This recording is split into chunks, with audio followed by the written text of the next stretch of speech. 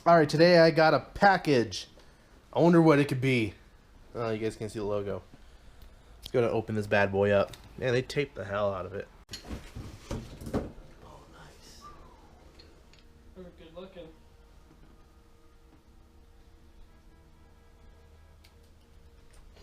Wow. Yeah, look at those. It's a shame I'm going to put them on the car. Yeah, so it has an inboard spring on the 350Z. That's how we'll adjust the rear with that right there. Bubble wrap for when you're feeling stressed out.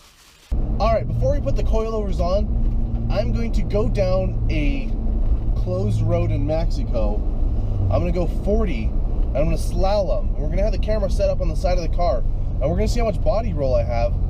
After the 40-mile-an-hour slalom, there is a roundabout. At this roundabout, I'm going to go around it, and we're going to go left around it at a considerable speed, legal for Mexico standards. And we'll see how much body roll I have. Then, when we have the coilovers on, we're going to come back, do the same exact thing. We're going to go 40 and slalom, just to keep it consistent, and then go around the roundabout at a faster speed, hopefully, just to measure how much performance I gained. It's not the most scientific way, but it'll give you a good idea of what the coilovers we're going to do. You have the right of way. Holy fucking shit. How hard is a stop sign? Come on.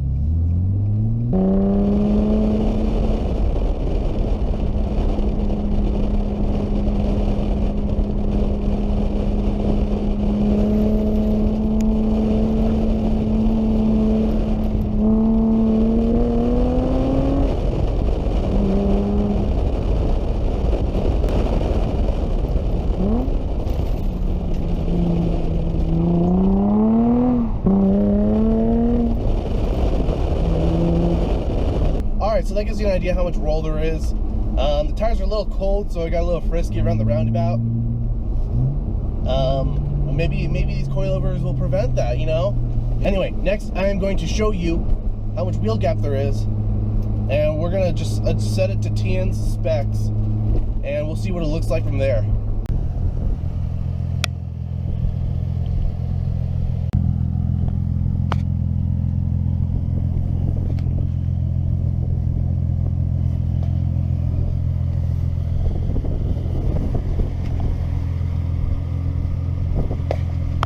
And as you can see, it fails the shoe test miserably.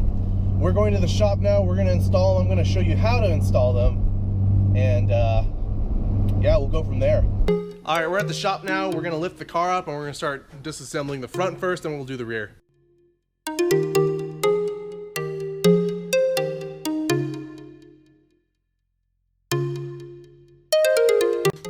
So these new Flex Z coilovers are quite affordable for a quality coilover setup that isn't China crap.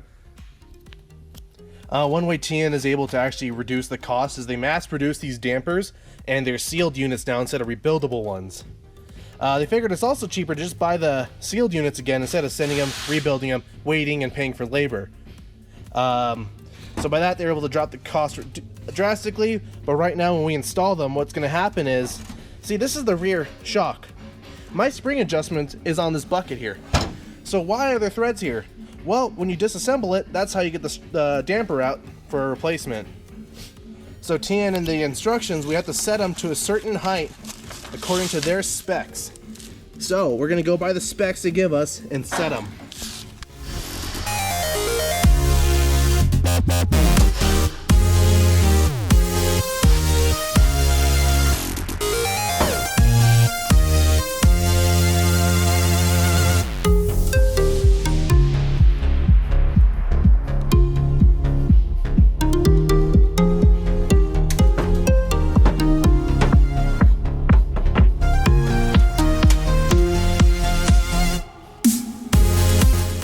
One little tip for doing this faster: when you get one side, so when the rears or the fronts, you don't have to measure as anally after you do the first one. Just match the threads on the second one and then just check with the measuring tape after. You should get it pretty precise that time. Last thing, after they're adjusted to what Tein says the specs should be for your vehicle, you use a spanner. I would install it on the car first, so that way this isn't moving around.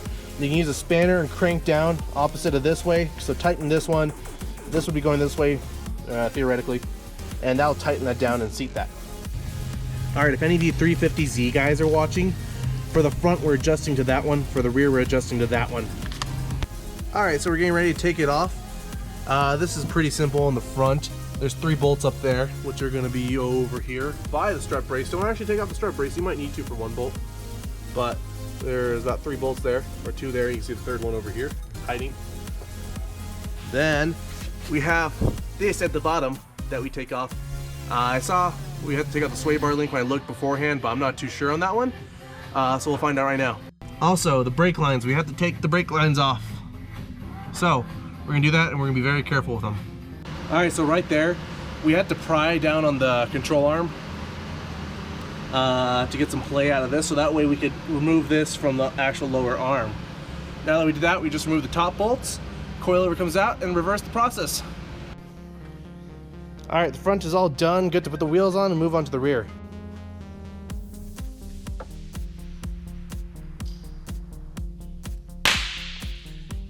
All right, rear is easy.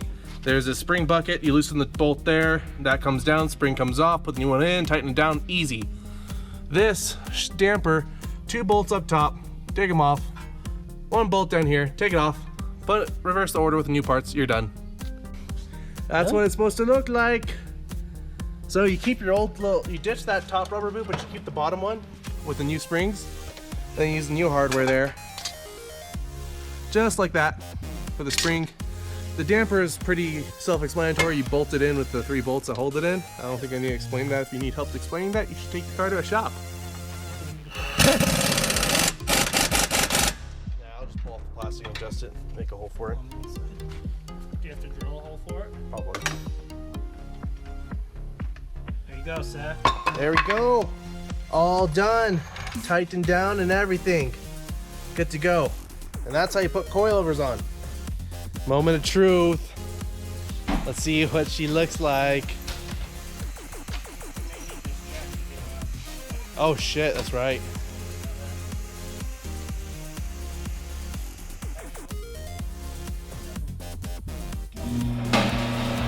It might be too low that it won't even leave the jack or the lift, so bring wood under the tires. All right.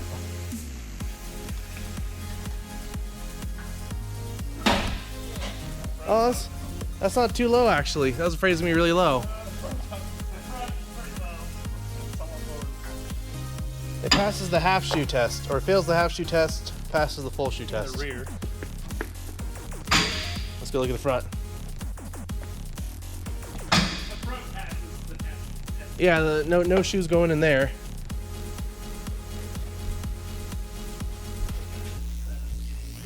All right, so it's the next day. We're back at the shop. We're gonna do an alignment. I'm gonna go over the rear again because I feel like I kind of rushed it last night. We were just running out of time. So I'm gonna go over how to do the rear one more time. It's really easy to do the rear. All right, so here's how the rear is. That bolt's loose right now. There's a bolt down there on the bottom of the damper. There's 2 bolts up top you can't see. They're 12 millimeters and that's a 17 millimeter. Those come off, the damper comes off. The spring here is held by the spring bucket. You take off the bottom bolt here and it has a 17 on both sides, so have a wrench and then whatever you're breaking it loose with there. You take that off and then pull the spring bucket down with a pry bar or something like that, and you'll pull it down, your old spring will come off. There's 2 rubber pieces on it. There's a lower one and an upper rubber piece. You reuse your old lower one or get a new lower rubber insulator. The top one is completely ditched for the spring adjuster. Spring adjuster goes like that, threads on top. Then you put the hockey puck in there and then it's on the frame of the car, and that's all you do. And then you tighten it back up, torque to spec, and that's how you do it. Also, don't be like me, don't forget to adjust the dampers before you put it in the vehicle. That's why I'm pulling the damper back out. They're shipped at full stiffness. It's really bumpy to drive it like this. So I'm gonna pull it out real quick and adjust it real quick to what Tein recommends for break-in. I'll break it in for, I don't know how long, maybe I'll do 1,000 miles. And then from there on, I'll play around with the adjustments. All right, last thing to do whenever you lower a car, do any suspension work, you gotta align it. So we're gonna align it real quick. I'm gonna show you how bad the specs are actually. Today we have Balake helping us out with the alignment. Thank you, Balake. Oh, we'll go under that one there. Use selected item. Oh, okay. Oh, way to fuck it up. I'll put the battle blades on the wheels first. We're about to go to battle.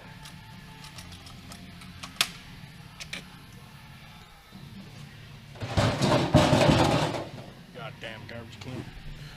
Battle blade number 2. Going on the wheel. It's hella flush fit there. Aren't these battle blades expensive? Yes. Don't drop them. I have no idea how much, but I just know they are spending. Go ahead. No, they're stripped on the body as well. Oh. Alright, now Install. we're gonna do that. We're gonna do that for the alignment. The lasers are reading right now. We're getting ready for battle. Alright, now we turn the wheels. Trying to get away the laser so we can calibrate the laser alignment. See how we look? Oh, We're actually in the line, sir. We're not too bad actually. You're pretty cambered in the rear.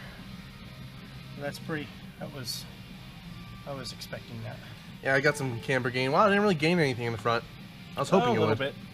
Not much. You were 1.3 before in the front. Yeah. So you gained 0.3 degrees. Well, time for some control arms next. 4 more. I want like almost 3 degrees. So your rears. Let's try to get the rears down to. The rears. The problem is you don't have camber adjustment. I thought we do. You have steering. Or Or like toe. Yeah. The toes get pretty bad in the rear. Yeah, your toe is pretty epic in the rear. That one doesn't even read. Alright, time to fix the toe in the rear. Alright, we're gonna go adjust the camber. We're gonna take this nifty tool back there with us. And we're gonna do ailment stuff. Alright, alright. These bolts have been messed with before, so we should be able to move them. Okay, so we got this guy here and this guy here. Yeah. On both sides. One there and one there. Yep. Cool. Alright, looks like a 19 mil. We gotta do camber first. Silly goose. Watch us have it on spec actually. Wow. Oh, fuck me. Get my cheater out here. Cheater time. Yeah. Oh, nice and deep black.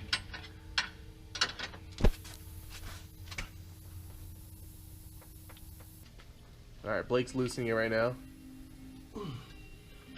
Now we're at 0.3 degree. I'm gonna get a different cheater.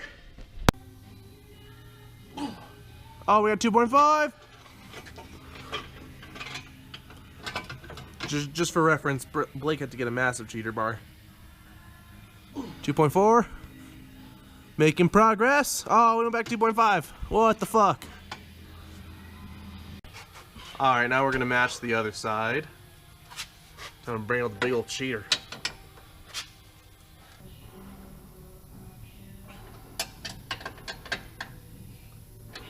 Still good? Yep. Close enough anyway. Close enough anyway. Alright, partner. We can do some toe, eh?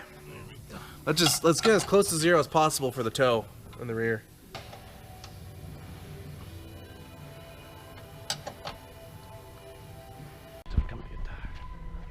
Alright, the rear is set. You always do the rear first, because those are the wheels that don't turn, I guess, right? See. And we go to the front, then set those afterwards. So. Shit, yeah, look at that shit. Oh, that's beautiful. Look at those lasers flashing. That's what the right tie rod is at. Let's go do it. Other way.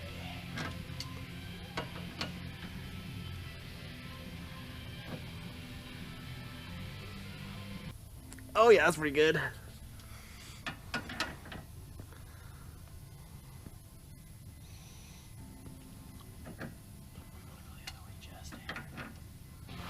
Next, we're starting the car, and we're gonna steer back and forth so that way the alignment rack sees it.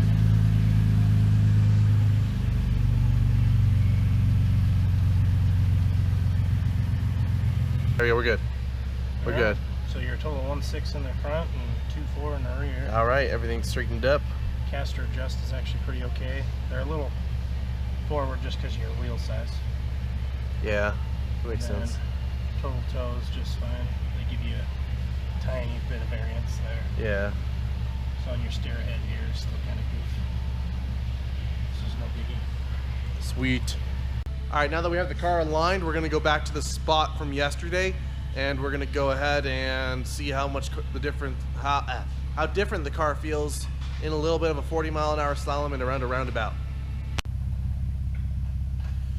We have to use wood planks because the frame actually scrapes now.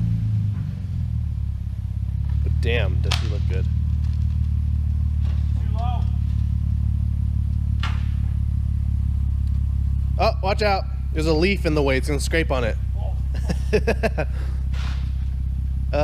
It's scraping a little bit still. Ah! Am I on the wood? Yep, you're on the wood right now. Scraped just barely. I felt it. How's the front? We're good. We're good. Keep going. They're good. Mud flaps clear. We good. How about your lip? Who cares about that? That's true. It's going to rip off.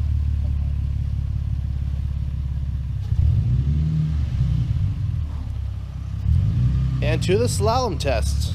All right, guys. So today is the next day, and I had a little chingling, like a bolt noise, and I was hearing a loud kind of like clanking pop noise when I go over bumps in the rear, and I couldn't figure it out. Everything was torqued to spec. I looked online and pulled this out right now. That wasn't even tightened from the factory. So for you guys that are installing, make sure you tighten that down. So you don't do what I did. Good thing this is like stupid easy to remove, but just keep that in mind when installing. Now it's a nice sunny day. We're gonna go actually do the little slalom and roundabout test. All right, so we're gonna go take the Z for a drive right now. I'm gonna try to get out my driveway. We're gonna go down a bumpy road, and then we're gonna go to the little test course and see how it does.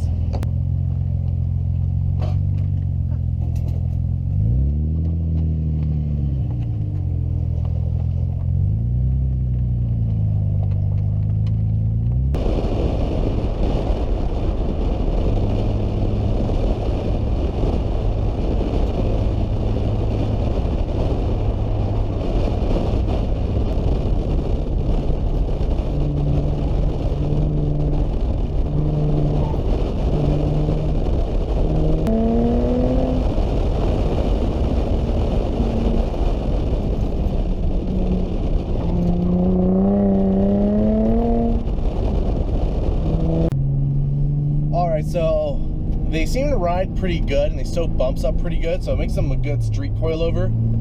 A lot of the body roll has been eliminated from the stiffer springs as well. Doing the slalom, the car's really fast to respond. It's doing its best to huck you out of your seats, which is a good thing for the suspension, not a good thing for the seats. Going around the roundabout with still cold tires, I had a lot more grip. You could feel a gain in mechanical grip with these coilovers.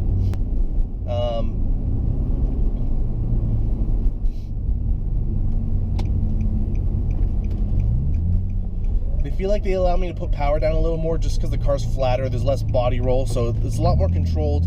The car feels more responsive and active. Hold on, stop sign. This is really fucking hard. Same stop sign that I freaked out on the other day. Why is it so hard? Back to the coilovers. They lower pretty good. I could go lower, but I'm not going to because Utah.